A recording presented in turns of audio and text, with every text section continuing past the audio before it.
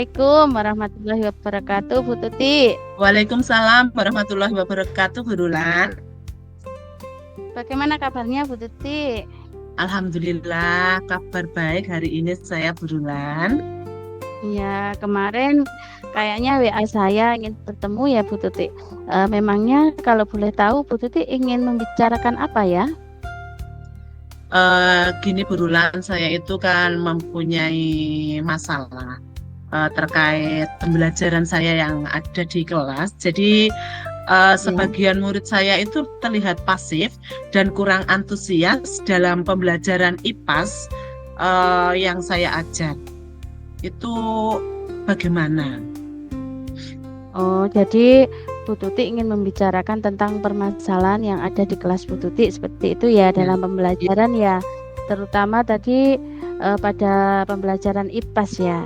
Ya, Bu Tuti, sebelum kita lanjutkan untuk membicarakan pembicaraan tentang permasalahan yang ada di kelas, saya ingin bertanya Bu Tuti, apa yang Ibu harapkan atau tujuan apa yang Ibu inginkan dari pembicaraan kita hari ini? Yang ingin saya harapkan dari obrolan kita hari ini, Bu Rulan, saya ingin murid-murid saya itu antusias dalam pembelajaran saya, bersikap aktif, terus bisa senang dalam pembelajaran saya itu. Ya, berarti Bu Tuti ingin mencari solusi dari permasalahan dari pembelajaran Bu Tuti di kelas seperti itu ya, Bu Tuti ya? Ya, betul, Bu. Baik, Bu Tuti. Tadi dari ceritanya Bu Tuti bahwa di kelas itu sebagian anak belum antusias, bahkan cenderung tidak memperhatikan pembelajaran IPAS seperti itu ya, Bu Tuti ya? Iya, betul, Bu. Ya, kalau boleh tahu, menurut Bu Tuti itu apa yang menyebabkan anak-anak itu tidak antusias, bahkan pasif terhadap pembelajaran, Bu Tuti? Iya, jadi kalau saya ingat kembali, Bu, hal yang menyebabkan murid saya cenderung pasif dan kurang antusias dalam pembelajaran itu begini. Karena materi pembelajaran saya adalah tentang tumbuhan, gitu. Jadi saya menganggap bahwa tumbuhan itu sudah berada di lingkungan sekitar murid. Jadi tumbuhan itu bukanlah yang asing untuk saya ataupun untuk murid. Jadi saya memilih metode ceramah dalam pembelajaran ini. Nah, saya rasa mungkin metode ini yang membuat siswa itu kurang antusias. Jadi malah pasif bertanya dan tidak terbiasa berkolaborasi ataupun bekerja sama dalam kelompoknya. Saya juga merasa metode ceramah ini tidak sesuai dengan inovasi, Bu Rulan. Siswa malah menjadi bosan, cenderung pasif karena hanya mendengarkan, menulis, membaca, dan menghafal saja. Seperti itu, Bu Rulan. Oh ya. Ya, Bu Tuti, berarti ini tadi karena pembelajarannya tentang tumbuhan, itu Bu Tuti menganggap semua itu sudah biasa anak-anak temui seperti itu ya. Jadi Bu Tuti hanya berceramah saja gitu ya, Bu Tuti, tidak memerlukan media-media karena anak-anak sudah terbiasa dengan tumbuhan seperti itu ya, Bu Tuti ya. Okay. Dan anak-anak akhirnya menjadi pasif seperti itu. Kira-kira yang apa yang bisa Ibu Tuti lakukan agar anak-anak ini menjadi tertarik dengan pembelajaran, lebih aktif dalam pembelajarannya Bu Tuti, itu apa yang bisa Bu Tuti lakukan? Begini, Bu Rulan, pastinya anak-anak itu kan menginginkan dan yang asik dan menyenangkan. Nah, di sini itu tugas saya sebagai guru, ya, tanpa memilih-milih materi yang harus dirancang untuk pembelajaran yang aktif dan menyenangkan. Misalkan dengan saya mengambil metode PBJL. Nah, itu nanti bisa memotivasi siswa untuk aktif dalam pembelajarannya. Seperti itu, Bu Rulan. Oh iya, berarti Bu Tuti akan membuat pembelajaran yang mengasihkan, yang menyenangkan bagi anak agar anak-anak lebih tertarik ya Bu Tuti. Salah Iya, satunya Bu. yaitu ya salah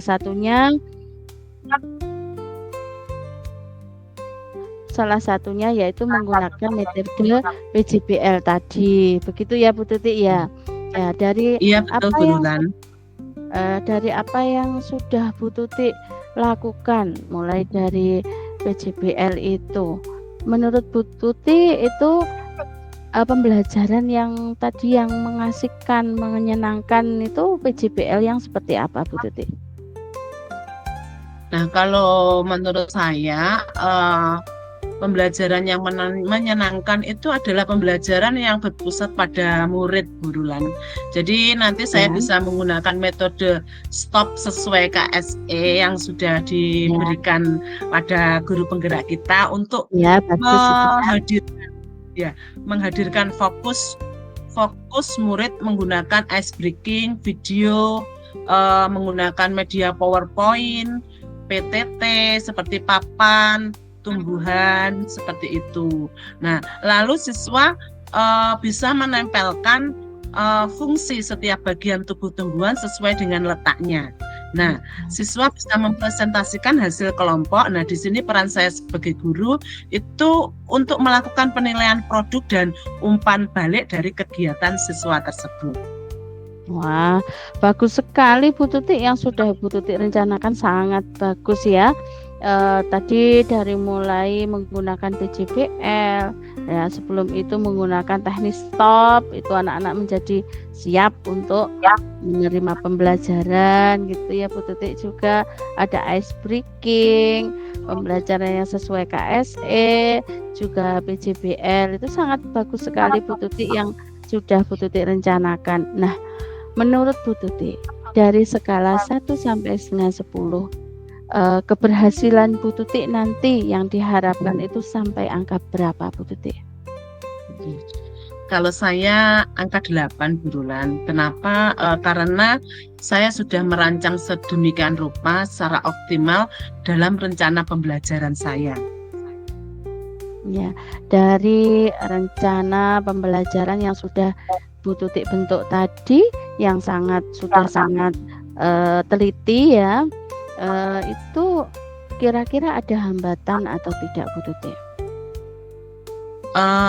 Untuk itu tidak ada hambatan Bu, karena saya sudah merancang sedemikian rupa sesuai dengan kebutuhan siswa, yakni pembelajaran yang menyenangkan, memetakan anak sesuai dengan profil belajar, audio visual dan kinetiknya. Ya, jadi Bu Tuti sudah sangat optimis ya dengan perencanaan Bu Tuti yang sudah direncanakan tersebut ya Bu Tuti ya. Bagus kalau sudah optimis, itu berarti tinggal aksi nyatanya ya Bu Tuti ya. Ya, untuk aksi nyatanya ini Bu Tuti kalau boleh tahu persiapan atau waktu untuk mempersiapkan hal tersebut, Bu Tuti membutuhkan waktu berapa lama? Kalau untuk waktu ya Bu Rulan, untuk pembuatan rencana, terus LKPD, pemilihan model belajar, penyiapan media, itu kurang lebih sekitar 2-3 hari. Saya membutuhkan waktu itu Bu Rulan. Iya, 2-3 hari itu sudah ini ya Bu Tuti ya. Bu Tuti sudah yakin untuk bisa melaksanakan persiapannya ya.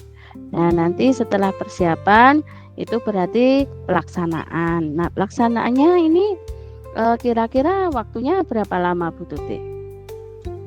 Kalau untuk pelaksanaan dalam aksi nyata itu kita memprogramkan untuk 2 jam pembelajaran Bu. Jadi kita untuk rencana ini 2 jam pembelajaran, tapi nanti kita akan mengaitkan kembali materi hari ini dan materi sebelumnya dan begitu selanjutnya. Jadi kita tetap terkaitan dengan pembelajaran ini.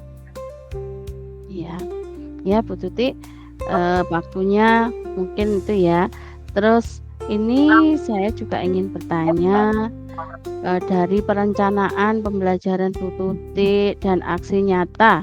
Nah, terutama di aksi nyatanya ini Bu Tuti membutuhkan dukungan dari siapa saja? Dukungan yang saya butuhkan yang pertama adalah dari Ibu Kepala Sekolah selaku pimpinan saya. Terus yang kedua adalah dari teman sejawat.